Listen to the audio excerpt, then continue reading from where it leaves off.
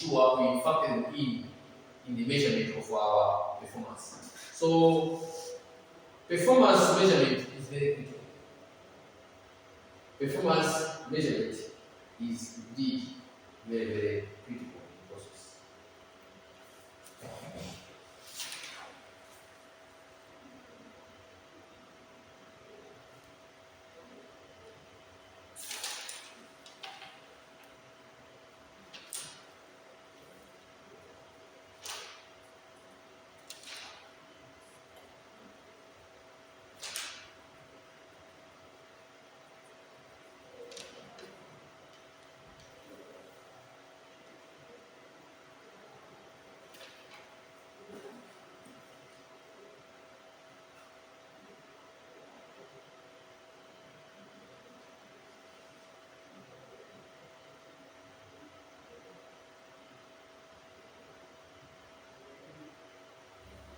Yeah, I think customer satisfaction is a very critical component. In fact, I like to call it an enabler.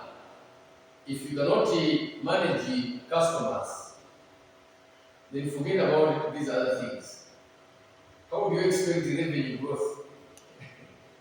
Where does revenue come from? Sales. Eh? Sales. Yeah, and who buys?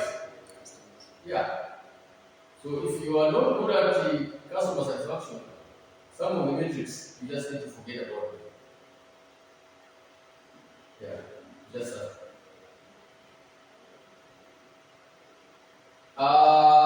if you know some of the basics, like knowing how to manage customers, uh, knowing how to manage the value network to be able to get the inventory, etc., you can do better as an organization. Yeah.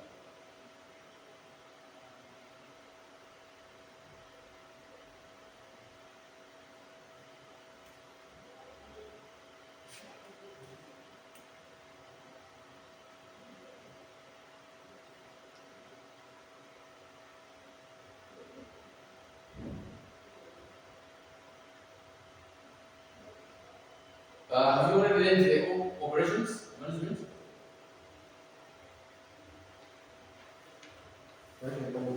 Yeah. Awesome. Eh? You did. You did already. Wait, what? Production and operation? Yeah. Sorry.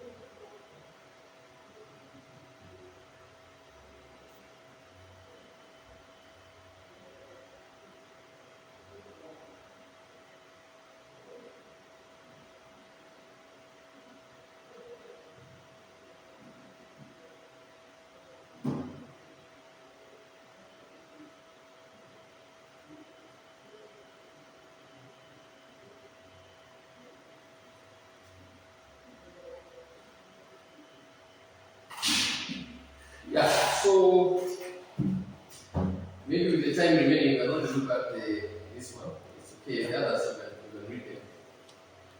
Give you.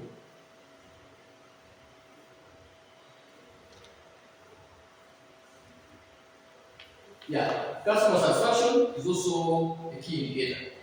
In fact, depending on some organizations and their size, there will be organizations that have only identified maybe two. Maybe they look at customer satisfaction and maybe they also look at financial. There will be some organizations that are basically just look at those two. Customer satisfaction and financial. Customer satisfaction is a key indicator of an organization's ability to meet or exceed customer expectation. We must remember that customers are the ones that have money and they spend the money, okay, for us to grow our revenue. So what you find is that the customer satisfaction reflects how a product or service resonates with customers and significantly influences on their business success. Now, the issue behind it is more related to the ability of an organization to cement its success. Because you must understand that customers are volatile. They come today interested in your product. But over time, they will get tired and want to test something new. And much of that fluctuation is as a result of their failure to get satisfied with your product offering. So if you are able to convince them that leaving you and going elsewhere is a risk, they will stay with you. That's what it is. So customer satisfaction is a key indicator of an organization's ability. I read that already. Satisfied customers are more likely to remain loyal and make repeat purchases. In fact, a business's sustainability is purely based on its ability to maintain same customers over and over. And when you maintain same customers over and over, you are good enough because you have got a very clear number of customers that helps you to come up with a projected revenue which you can even predict. And that can also be able to help you to secure additional finances because you've got a more reliable customer number that is likely going to buy from you in as long as you exist. That can give you a projection of additional revenue you can have in the next 3-4 years. That can help you to access financial support like a loan, maybe from a financial institution. Sir, Yes. It's more like the business has to marry the customer. What do you mean by marry? I want to, before I come in, I want to know what you mean when you say business. We look at marriage as being something that lasts for a very long time. Oh, okay. Marry as in marriage. Yeah. So it's like Okay, so maybe you can translate it from that angle. Yeah, it makes sense. What we are saying is, you're not good enough to have 1,000 customers walk into your supermarket today, and when they walk out, they don't come back tomorrow. You're not good enough to do that. You are better if you have got 300 customers that come in every day for the rest of the year than having 1,000 customers who come one day and then never come again. You're getting the point? Yes. So the reason why customers will come and they would not want to leave is the issue of satisfaction. So let's look at the measure. We can come up with what we call customer retention rate. Maybe not coming up with one, but we can adopt this one. It's a matrix. This metric indicates the percentage of customers an organization can retain over a specified period. So high retention rate shows that customers are satisfied and continue engaged with the business.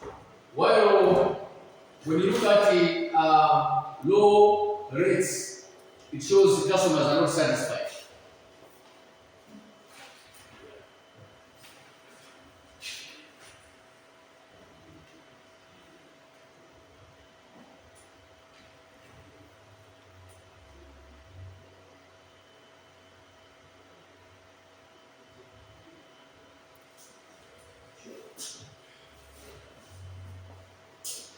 There's a formula. You can see the formula here that you can use. where you're looking at number of customers at the end of the period, new customers acquired during the period, and number of customers at the start of the period. Times 100. It will tell you. Yeah.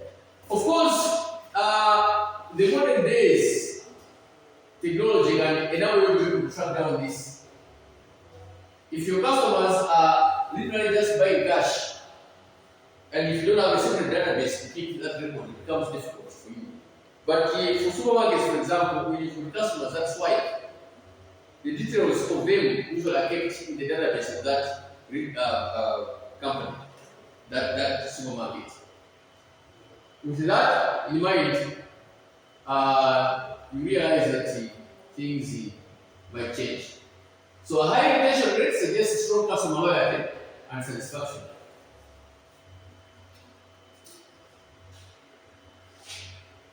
There is another metric, we call it the Net Promoter Score.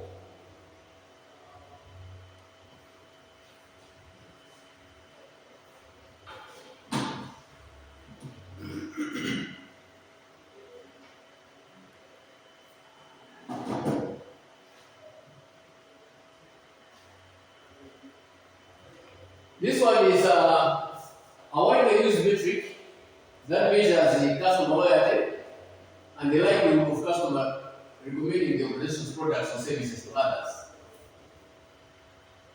You can have a scale of 0 to 100, 0 to 10, where you ask the customers, how likely are you to recommend our company to a friend or a colleague?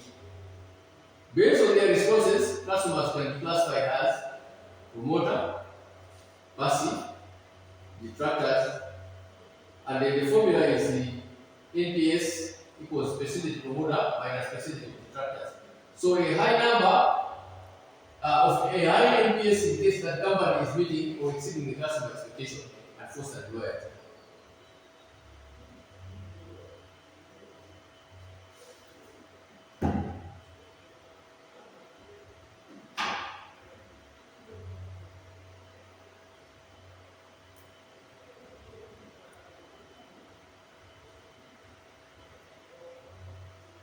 You're going to have a customer lifetime value. This measures the total revenue. Yeah, I thought I was going to have time, but I think I'll be able to have time to also give you the other ones. Still have time. I'll give you the product quality metrics in detail, but also the product activation in detail. Here you also have this formula where you measure the total revenue a company can expect from a single customer over the entire duration period of this relationship. So understanding CLV helps the organization focus on high value customer and invest in improving their experience in increasing long-term profitability. So the formula here is the CLV, where you have average purchase value times the purchase frequency times customer lifespan. So a higher CLV reflects greater customer satisfaction and a long-term value to the business.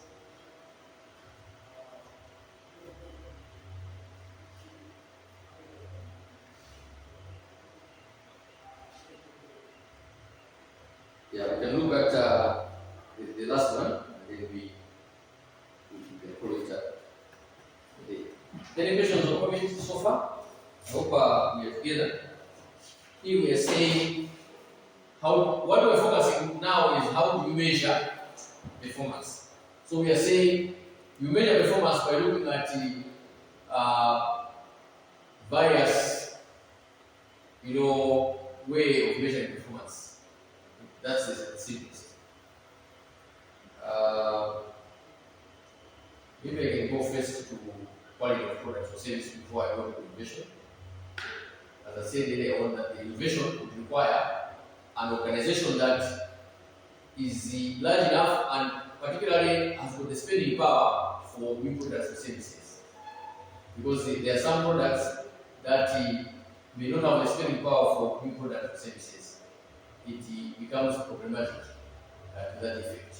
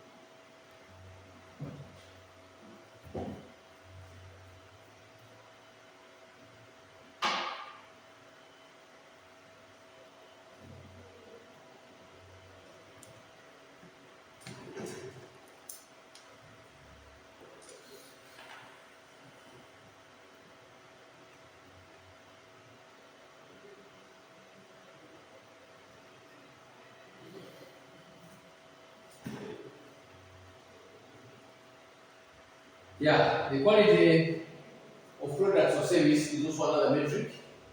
In fact, this one links also well with the customer satisfaction. When you have good quality products, you are likely going to be able to get very satisfied customer. So the quality of products and services is fundamental to maintaining a positive brand reputation and customer loyalty and competitive market position. So ideally, when you've got a high quality offering, it leads to greater customer satisfaction and it leads to fewer return complaints and the compliance with industry standards or regulation. That's usually what goes around. How do you measure this one? You can look at the defect rates, okay, where you measure the percentage of products that have defects or those that do not meet quality standards during the production process. If, for example, you have more of those that do not meet the requirements and they are sent out of the production line, it's got a problem. So a lower defect rate indicates higher product quality and better production processes. There is an example here in manufacturing where 6 Sigma methodologies are used and often employed to reduce defects rate near completion. Here is a formula. You may not have zero defect, but they must be within manageable range. However, if you have got an ambition for zero defect, you are better off. Companies that have succeeded are those that have zero defect rates. And you want to do it right the first time. You don't want to try again hard. Okay. Customer complaints. When you're tracking the number of customer complaints, it also works good. Customer complaints provide valuable feedback on product or service quality. Okay. So a high number of complaints indicates issues with quality, while a decline in complaints suggests improvements have been made. So you can come up with the categories and assess the extent to which complaints have been categorized to identify specific areas of dissatisfaction, such as product durability, functionality, and even customer service response. So look at these 3 categories. Is it durable? Is it doing what it says it will do? Did the sales and marketing staff provide you with the support as an organization?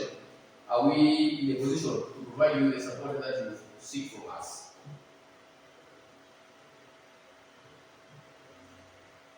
Yeah. Product return rate is also another important measure. In product return rate, what are you looking at? You're looking at the the rates, how often customers are returning items due to satisfaction defects or not meeting expectation.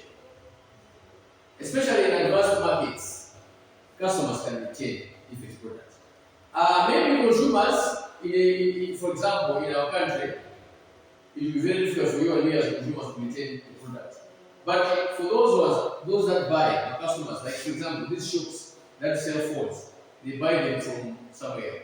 Even if they buy those phones and the phones are defects, I'm not ways.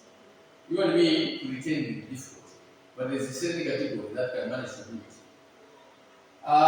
So yeah, if you are also deemed to be complying with standards, you're good enough. So organizations must adhere to specific quality standards and regulations, particularly in industries such as healthcare, automotive, food and manufacturing, or even education.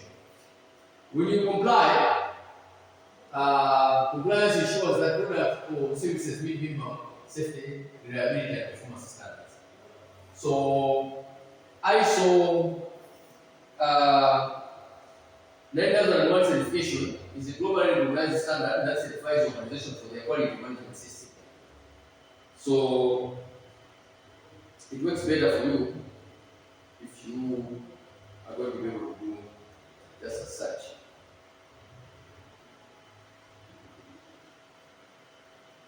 We will cover the other one later, but I want us to look at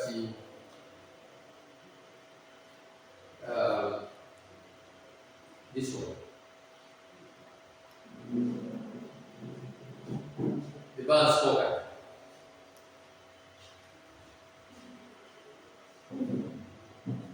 Maybe I can just introduce it by illustrating it with how it looks. Balance scorecard. I'll just provide you an illustration of how it looks.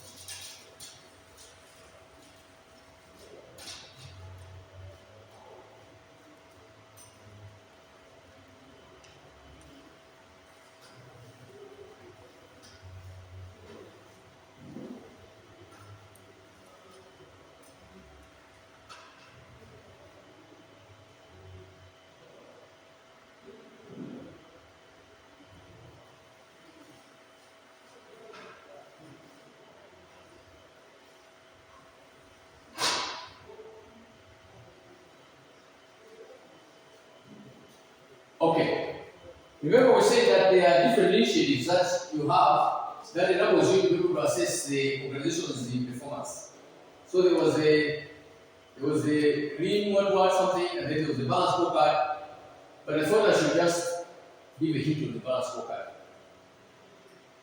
A balance scorecard, of course, it is used for various purposes, but for our class, our focus is on looking at it as a tool that we use to measure performance. It is an important tool because it enables you to be able to assess the extent to which your organization is able to achieve performance.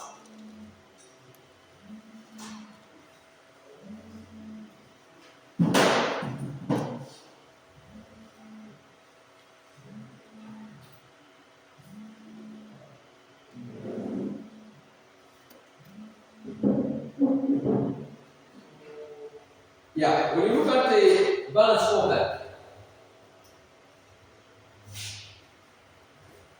you realize that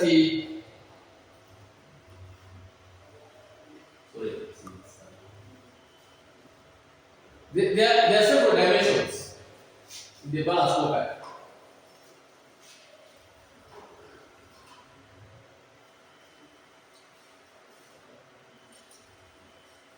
Okay. Financial dimension, internal business process, learning and growth, and customer. These are the dimensions that you have.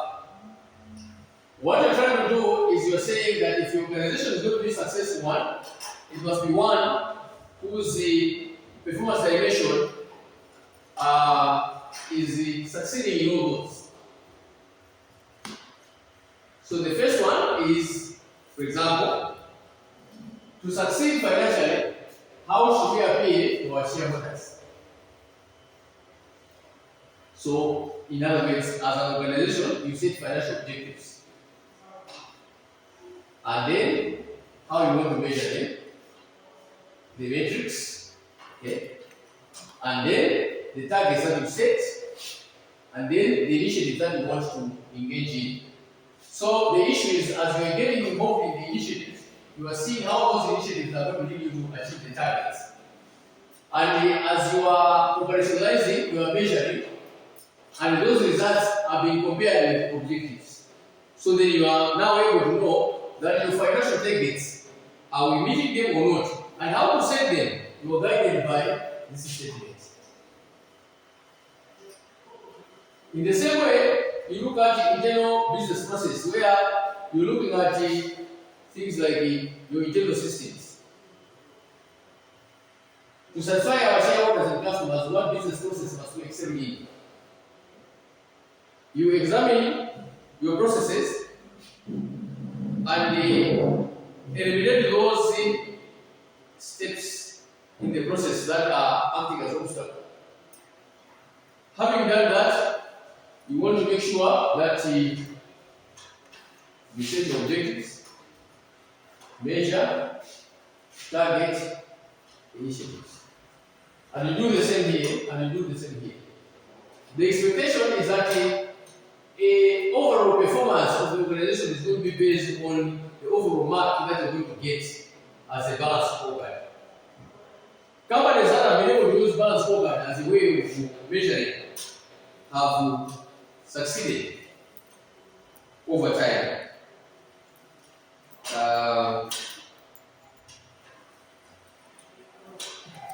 Here there are some examples of what you can put in place. For example, customer focus.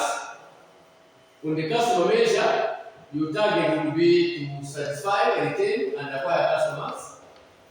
Okay. On the business process, your target will be to innovate products and services, come up with high quality and flexible and responsive operating processes, excellent post-sales support.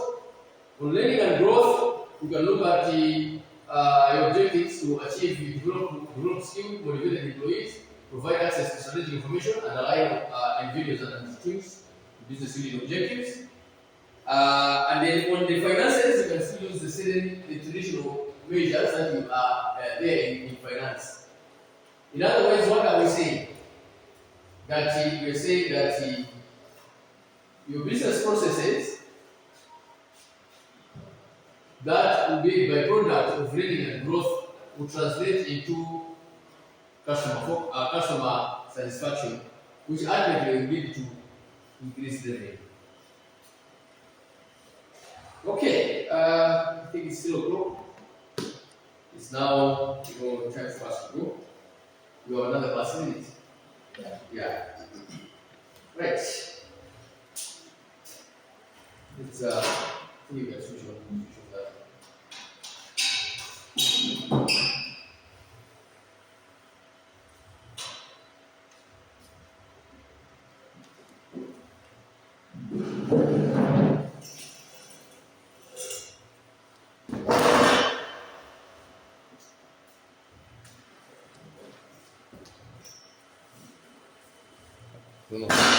I don't know how we manage it.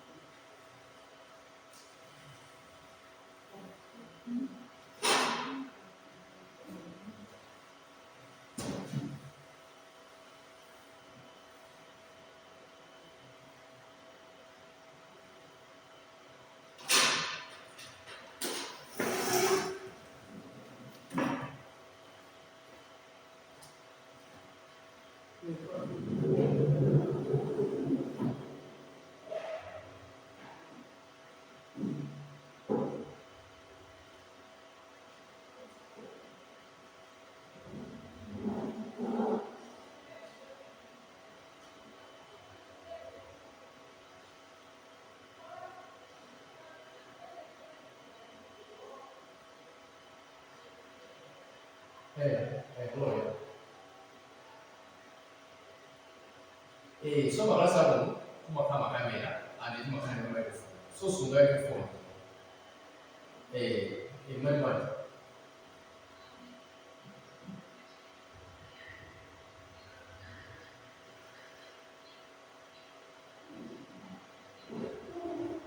Okay. Zose. Maskulu afya kuskulu yake. Okay.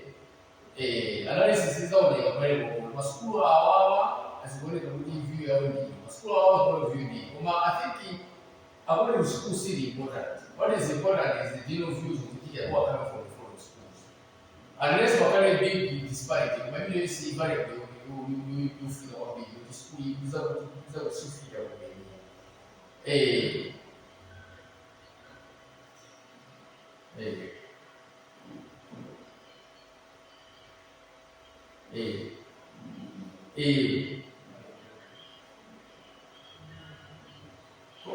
Como muntu yo ayabibali ngasafuna kulemba zibika usually mntu amakhala kufumo ngeke zimishwa na